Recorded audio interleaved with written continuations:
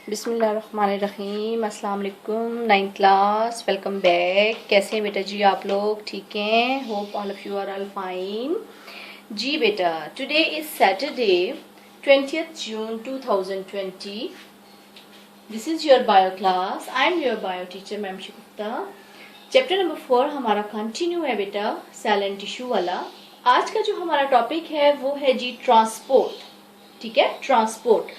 अब ट्रांसपोर्ट जो है वो इसके नाम से ही आपके माइंड में इसकी डेफिनेशन आ जानी चाहिए कि एक जगह से दूसरी जगह जाना। ठीक है, ट्रांसपोर्ट मीन एक जगह से दूसरी जगह जाना। Now what is transport? Transport को हम डिफाइन इस तरह करेंगे, the movement of materials from one part to other part with in the living organisms is called transport. ठीक है, जानदार चीजों की बॉडी के अंदर जब एक जगह से दूसरी जगह मटेरियल्स मूव करते हैं, that is known as the transport. ठीक है, ट्रांसपोर्ट अक्रॉस सेल मेम्ब्रेन। अब सेल मेम्ब्रेन जो खुली हुई झिल्ली होती है, ठीक है, उससे ट्रांसपोर्ट किस तरह होती है? हमें पता है कि हमारे पास जो सेल होता है, सेल के गिर्द जो है वो हमारे पास झिल्ली होती है, मेम्ब्रेन होती है। Cell is bounded by plasma membrane. ठीक है, सेल के इर्द गिर्द एक झिल्ली होती है।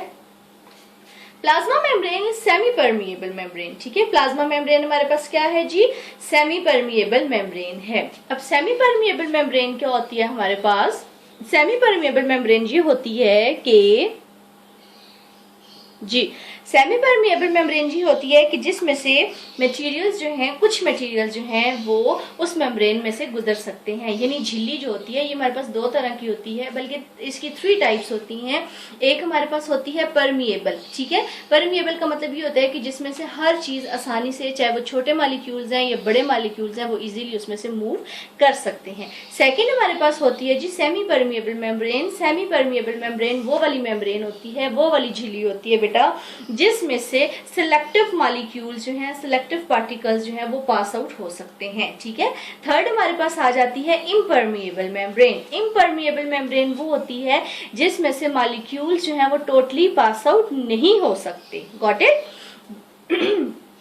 अच्छा, अब हमने पढ़ रहे हैं ट्रांसपोर्ट अक्रॉस सेल मेम्ब्रेन। तो हमें इसका पहला पॉइंट तो यही हमें पता है कि जो सेल होता है वो that is bounded by plasma membrane, यानी सेल के इर्द गिर्द जो है वो झिल्ली पाई जाती है, और वो झिल्ली जो होती है वो क्या होती है? सेमी परमिएबल होती है। ठीक है, इस झिल्ली का क्या काम है कि it regulates the inflow and outflow of material with in the organisms. ठीक है, कि ऑर्गेनिजम्स के अंदर वो मटीरियल का इनफ्लो और आउटफ्लो, इनफ्लो कहते हैं चीजों का अंदर लेके जाना, और आउटफ्लो कहते हैं चीजों का बाहर आना। ठीक है, उसको रेगुलेट करती है। वेरियस अब चीजों के इनफ्लो और आउटफ्लो के लिए बहुत से प्रोसेसेस जो हैं वो रिस्पॉन्सिबल हैं। ठीक है, various processes are responsible for this exchange. Got it? Transport की हमारे पास टाइप्स आ जाती हैं। There are 2 types of transport. Transport की 2 टाइप्स है। एक हमारे पास आ जाता है जी पैसिव ट्रांसपोर्ट, और सेकेंड हमारे पास आ जाती है एक्टिव ट्रांसपोर्ट। ठीक हो गया? अब passive transport, movement of materials with in the living organisms with the energy. ठीक है, with the expenditure of energy, you can say that always occurs from high to low region, for example diffusion and osmosis. यानी passive transport हमारे पास वो वाली transport है जिसमें material जो है वो हाई कंसंट्रेशन से लो कंसंट्रेशन की तरफ जाते हैं, और इसमें इस ट्रांसपोर्ट में जो सेल है वो एनर्जी यूज नहीं करता। ठीक है, इसमें वो एनर्जी यूज नहीं करता। फॉर एग्जांपल हमारे पास आ जाती है डिफ्यूजन एंड ऑस्मोसिस। ठीक है, फॉर एग्जाम्पल अगर मैं आपको एक डेली लाइफ की एग्जाम्पल दूं, जब हम सीढ़ियों पे जाते हैं, फॉर एग्जाम्पल 100 स्टेप्स हैं, सीढ़ियों के 100 स्टेप्स हैं, तो जब हम ऊपर 100 मतलब स्टेप पे जब हम पहुंच जाते हैं, ठीक है, वहां से जब नीचे आ रहे होते हैं तो हमें एनर्जी की जरूरत नहीं होती। ठीक है, हमें एनर्जी की जरूरत नहीं होती, लेकिन तो ये चीज जो होती है ये हमारे पास पैसिव ट्रांसपोर्ट होती है। लेकिन जब हम नंबर 1 से लेके नंबर 100 तक जब चलते जाएंगे स्टेप्स के ऊपर, तो इसका मतलब क्या है कि हम लो से हाई की तरफ जाएंगे, और लो से हाई की तरफ जाने के लिए हमें क्या चीज चाहिए होती है? एनर्जी चाहिए होती है, ठीक है। और ये कौन सी ट्रांसपोर्ट होगी, ये ट्रांसपोर्ट होगी active transport. Got it? Now you got the difference between the passive transport and active transport.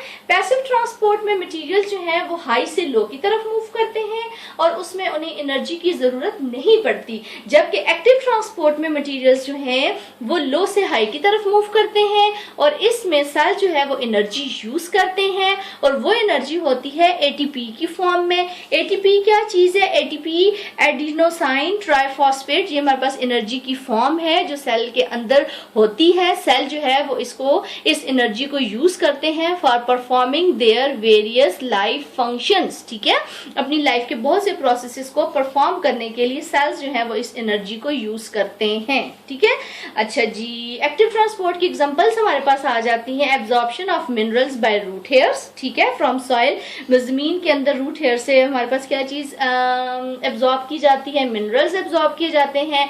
And exchange of ions across cell membrane, ठीक है, सेल मेम्ब्रेन खुली झिल्ली के जरिए आयंस का एक्सचेंज, तबादला जो होता है वो, ठीक है बेटा। ये हमारा टॉपिक था आज का, transport, movement of material from one part to another part in an organism is called transport. उसके बाद हमने पढ़ा transport across cell membrane. Cell membrane खुलवी झिल्ली को कहते हैं, ये प्लाज्मा मेम्ब्रेन भी कहलाती है, ये सेमी परमिएबल होती है। इसका फंक्शन ये है कि ये it regulates the inflow and outflow of material with in the organism. उसके बाद हमने 2 टाइप्स पढ़ी इसकी, ट्रांसपोर्ट की, active transport and passive transport. Passive transport वो होती है जिसमें मटेरियल्स जो हैं वो हाई से लो की तरफ मूव करते हैं और इसमें एनर्जी यूज नहीं होती, for example diffusion and osmosis.